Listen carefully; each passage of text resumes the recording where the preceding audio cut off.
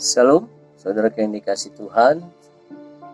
Salam sejahtera dan salam sehat selalu. Puji Tuhan, saudaraku, hari ini kita kembali bertemu di channel YouTube ini. Sepertinya sudah lama juga saya tidak menyapa saudara melalui renungan firman Tuhan yang sebagaimana mestinya saya sampaikan. Nah, di kesempatan ini saya kembali rindu ingin menyampaikan satu renungan kebenaran firman Tuhan kepada kita semua, khususnya yang mendengarkan siaran ini, video ini. Dan saya percaya kiranya apa yang saya sampaikan ini kiranya menjadi berkat bagi kita semua. Dan sebelumnya saya mengajak kita terlebih dahulu berdoa. Terima kasih Tuhan Yesus buat kebaikan-Mu. Sampai hari ini kami merasakan betapa baiknya Engkau dalam kehidupan kami. Buat kasih setia-Mu yang begitu nyata Tuhan. Terpujilah nama-Mu. Di kesempatan ini kami kembali akan merenungkan kebenaran firman Tuhan. Kau melindungi, Kau mengurapi kami semua. Kami siap mendengarkan renungan firman-Mu di dalam nama Yesus kami berdoa. Amin. Baik saudara yang kasih Tuhan, tidak panjang lebar, saya akan menyampaikan satu kebenaran firman Tuhan yang diambil dari Injil Matius pasal yang ke-16 di ayat yang ke-13 sampai ayat yang ke-20 sampai ayat yang ke-19 maksud saya. Injil Matius 16 ayat yang ke-13 sampai ayat yang ke-19. Berikutnya yaitu pengakuan Petrus. Saudara dikasih Tuhan, demikian firman Tuhan saya akan bacakan kepada kita semua. Pengakuan Petrus setelah Yesus tiba di daerah Kaisaria Filipi, ia bertanya kepada murid-muridnya, kata orang, siapakah anak manusia itu? Jawab mereka, ada yang mengatakan Yohanes Pembaptis, ada juga yang mengatakan Elia, dan ada pula yang mengatakan Yeremia atau salah seorang dari para nabi. Ayat yang ke-15. Lalu Yesus bertanya kepada mereka, tetapi apa katamu? Siapakah aku ini? Maka jawab Simon Petrus, engkau adalah Mesias, anak Allah yang hidup. Demikian. Selanjutnya kata Yesus kepadanya, berbahagialah engkau Simon bin Yudus, sebab bukan manusia yang mengatakan itu kepadamu, melainkan Bapa-Ku yang di sorga. Ayat 18, dan aku pun berkata kepadamu, engkau adalah Petrus, dan di atas batu karang ini aku akan mendirikan jemaatku, dan alam maut tidak akan menguasainya. 19 ayat terakhir, kepadamu akan kuberikan kunci kerajaan sorga. Apa yang kau ikat di dunia ini akan terikat di sorga, dan apa yang kau lepaskan di dunia ini akan terlepas di surga. Puji Tuhan, demikian pembacaan firman Tuhan pada saat ini, yaitu berbicara tentang Yesus membangun jemaatnya atau Yesus mendirikan jemaatnya, atau di sini dikatakan kalau dalam bahasa asli memakai kata eklesia. Nah, saudara yang dikasih Tuhan, sebelum dari pembacaan ini sepertinya Yesus itu dipertanyakan oleh orang-orang lain ketika Yesus menyampaikan pengajarannya, mendemonstrasikan kuasa Tuhan.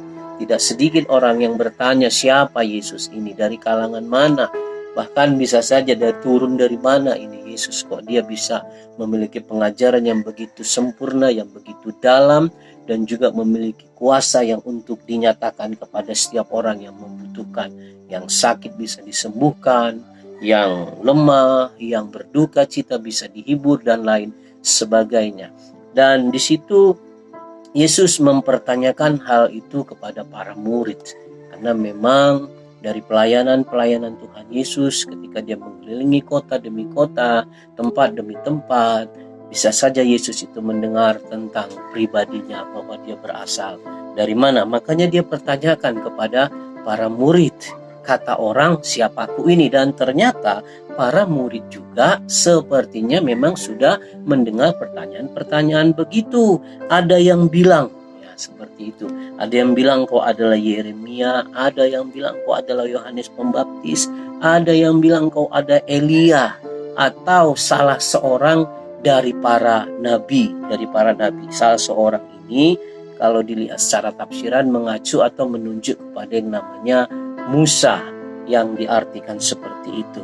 Nah, ternyata Yesus tidak hanya bertanya siapa dia kepada para murid. Dan Yesus mempertanyakan hal yang sama, maksudnya mempertanyakan itu kepada para murid. Jadi kalau orang bilang aku seperti ini, seperti Yeremia, aku adalah Elia, kalian sendiri atau kamu sendiri mengatakan siapa aku ini? Bisa saja ada berapa detik para murid terdiam atau berapa menit para murid terdiam. Tapi ternyata bahwa Petrus memiliki jawaban yang begitu luar biasa. Engkau adalah Mesias, anak Allah yang hidup. Lalu Yesus menyambung dengan perkataan, bukan engkau yang mengatakan hal itu, Simon bin Yunus, tetapi Bapakku yang di sorga. Puji Tuhan, saudaraku, itu pengenalan Yesus atau pengenalan pribadi lepas pribadi tentang siapa Yesus ini. Nah, saudaraku yang dikasihi Tuhan, pertanyaan itu juga bisa saja ditujukan kepada kita atau dipertanyakan kepada kita, siapa Yesus itu, sehingga kita memang atau kita juga harus memperlengkapi diri kita untuk memberikan jawaban kepada orang yang bertanya tentang Yesus kepada kita. Amin, saudara yang dikasihi Tuhan. Nah, hari ini saya ingin menyampaikan tentang gereja, yaitu gereja yang berkuasa. Karena saya tertarik sekali membahas pasal ini khususnya dari ayat yang ke-18 sampai ayat yang ke-19. Ada 3 bagian yang ingin saya mau sampaikan kepada kita, yaitu tentang gereja. Itu yang tadi saya sebutkan eklesia. Eklesia ini adalah sekumpulan orang yang dari tempat kegelapan atau dari kegelapan yang dipindahkan kepada tempat yang terang. Artinya untuk menjadi berkat atau untuk menjadi saksi bagi banyak orang. Karena campur tangan Tuhan, makanya kehidupan kita atau kita yang disebut gereja ini mengalami yang namanya transformasi atau mengalami yang namanya perubahan. Yesus mengatakan 3 bagian. Yang pertama, bahwa gereja itu, dia bilang gereja itu yang pertama adalah milik kepunyaan. Amin, saudara yang dikasihi Tuhan. Karena di ayat ini dikatakan, di ayat 18, dan aku pun berkata kepadamu, engkau adalah Petrus, dan di atas batu karang ini aku akan mendirikan jemaatku. Di situ ada kata mendirikan jemaatku. Kita sebagai jemaat atau sebagai gereja, hal yang pertama yang harus kita ingat, kehidupan kita ini adalah milik kepunyaan Tuhan. Amin, saudaraku. Mau tidak mau, setuju tidak setuju, percayalah bahwa kehidupan kita ini yang sudah ditebus, yang sudah dibayar dengan lunas oleh darah Yesus, bahwa kehidupan kita ini adalah milik kepunyaan Tuhan.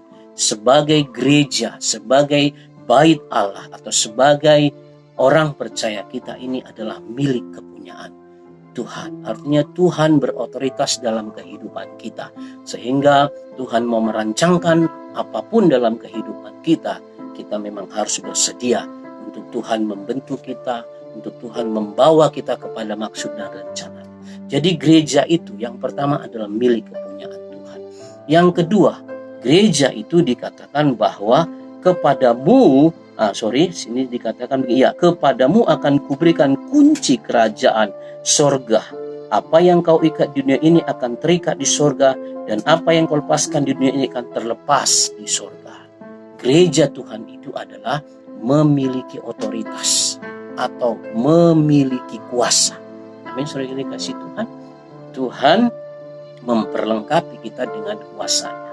Dalam Kisah Rasul 1 ayat yang ke-8 dikatakan situ, jikalau Roh Kudus turun ke atas kamu, maka kamu akan memiliki kuasa. Artinya kuasa itulah yang akan kita nyatakan kepada dunia ini, bahwa kita ini adalah milik kepunyaan Tuhan yang Tuhan utus untuk menyatakan kuasa-Nya kepada setiap orang, khususnya mereka yang mau diselamatkan atau mau menerima Yesus sebagai Tuhan dan Juru Selamat. Saudaraku yang dikasihi Tuhan, selanjutnya dikatakan, ini poin yang kedua, saudaraku ya. Maksudnya saya tadi sudah langsung menjelaskan poin yang ketiga. Di poin yang kedua, alam maut tidak akan menguasainya. Jadi sekali lagi saya mau jelaskan, yang pertama, gereja itu milik kepunyaan Tuhan. Yang kedua, bahwa gereja itu tidak bisa dikuasai yang namanya alam maut.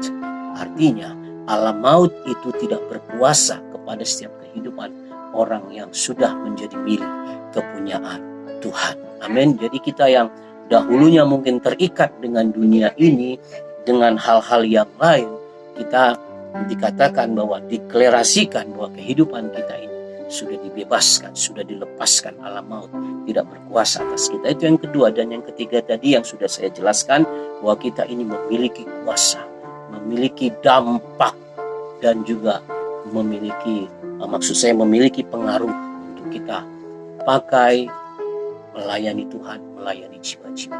Amin. Saudara yang dikasihi Tuhan, tiga hal ini perlu kita ingat sebagai kita adalah gerejanya Tuhan. Bahwa yang pertama, kita adalah milik kepunyaan Tuhan. Yang kedua, alam maut tidak bisa menguasai kita. Ilmu hitam, ilmu santet dan lain sebagainya seharusnya tidak bisa menyentuh kita. Itulah artinya alam maut tidak bisa menguasai kita. Dan yang ketiga, gereja Tuhan itu memiliki otoritas atau memiliki kuasa untuk kita nyatakan bagi dunia ini. Amin. Demikian yang bisa saya sampaikan kepada kita semua. Saudara yang dikasihi Tuhan, berbicara tentang gereja yang berkuasa. Ini penting untuk kita ketahui, karena Tuhan memiliki rencana yang luar biasa dalam kehidupan kita ketika kita ditebus dan dibayar dengan harga yang mahal. Demikian kebenaran firman Tuhan, renungan singkat yang bisa saya sampaikan kepada kita semua. Kiranya Tuhan memberkati kita. Haleluya. Shalom.